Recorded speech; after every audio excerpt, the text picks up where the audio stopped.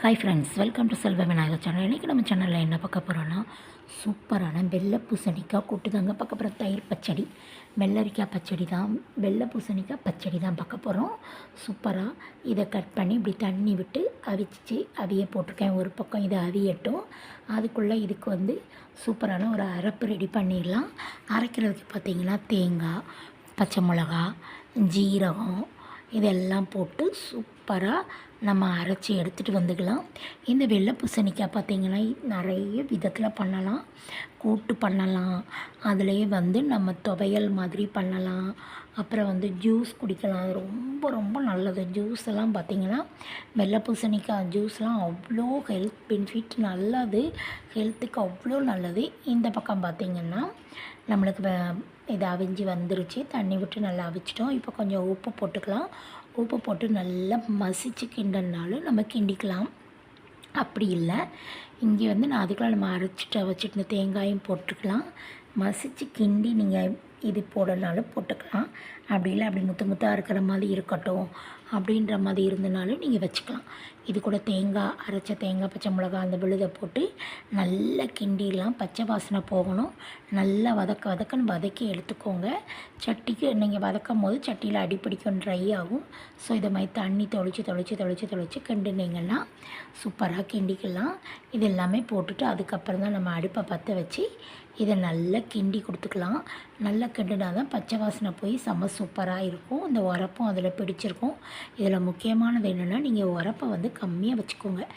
மிளகாய் பெருசாகவோ இல்லை குண்டு மிளகாவோ இருந்ததுன்னா நீங்கள் அந்த மிளகாவை போடாமல் சின்ன மிளகாயாக யூஸ் பண்ணிக்கோங்க. அப்படின்னா தான் இது டேஸ்ட் நல்லாயிருக்கும். நீங்கள் கொஞ்சம் காரம் வச்சுட்டிங்கன்னா தயிரில் இதை போடும்போது ரொம்ப ரொம்ப ஒரு மாதிரி இருக்கும், கறிக்கும், நல்லா இருக்காது. ஸோ இப்போ இது எல்லாமே முடிஞ்சிட்டு இதுக்கு பார்த்திங்கன்னா சூப்பராக ஒரு தாளிப்பு போட்டுடலாம்.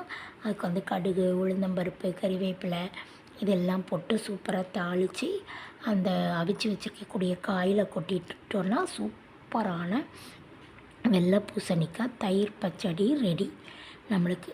இது அவ்வளோ சூப்பராக, அவ்வளோ டேஸ்ட்டாக இருக்கும். ட்ரை பண்ணி பாருங்கள். இதை நீங்கள் சாதம், சப்பாத்தி அதுக்கெலாம் செம்ம சூப்பராக இருக்கும். சப்பாத்திக்கு இது செம்ம காம்பினேஷன்.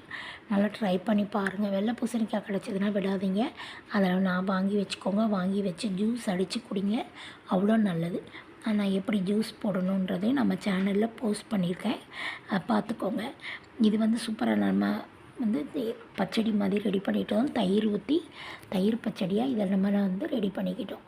இது எல்லாமே நம்மளுக்கு இந்த பக்கம் தாளிசம் ரெடி ஆகிட்டு சூப்பராக மணக்குது. நல்ல மணன்னு தாளிசமும் நல்லா ரெடி பண்ணி எடுத்துட்டு இது கூட கொட்டிக்கலாம். தயிரையும் ஊற்றி புளிக்காத தயிராக விட்டுக்கோங்க. தயிர் புளிச்சதுன்னா நல்லா இருக்காது. இந்த மாதிரி இது எல்லாமே கிண்டி எடுத்து வச்சாச்சு. நல்லா புளிக்காத தயிராக இருக்கணும். அப்போ தான் இதோட டேஸ்ட் செம்ம சூப்பராக இருக்கும். தயிர் புளிச்சதுன்னா நீங்கள் மத்தியானம் சாப்பிடும் போது இது ரொம்ப புளிச்சு கட்டவாடை வந்துடும். அதனால் காலையில் உரவிட்ட தயிரையே விடுங்க. அப்போ தான் அவ்வளோ சூப்பராக இருக்கும், புளிப்பு இல்லாமல். நான் இங்கே பார்த்தீங்கன்னா தயிர் உரவிட்டு வச்சுருந்தேன். இது மத்தியானம் பண்ணிகிட்ருக்கோம். காலையில் உரவிட்டது நல்லா உறைஞ்சிருச்சு வெயிலுக்கு.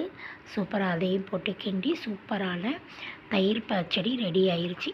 வாங்க சாப்பிட்றதுக்கு எல்லோரும். இந்த வீடியோ பிடிச்சிருந்ததுன்னா லைக் பண்ணி, ஷேர் பண்ணி, உங்கள் ஃப்ரெண்ட்ஸ் அண்ட் ஃபேமிலிக்கும் ஷேர் பண்ணி நம்ம சேனலுக்கு சப்போர்ட் பண்ணுங்கள் ஃப்ரெண்ட்ஸ். இந்த வெள்ளை பூசணிக்காய் கூட்டை நீங்களும் தயிர் கூட்டை நீங்களும் செஞ்சு பார்த்து சுவை எப்படி இருக்குது அப்படின்றத கமெண்ட் பாக்ஸில் கமெண்ட் பண்ணுங்கள். அவ்வளோ டேஸ்ட்டு செம்ம சூப்பர். அப்படியே நம்ம சேனலை சப்ஸ்கிரைப் பண்ணிக்கோங்க.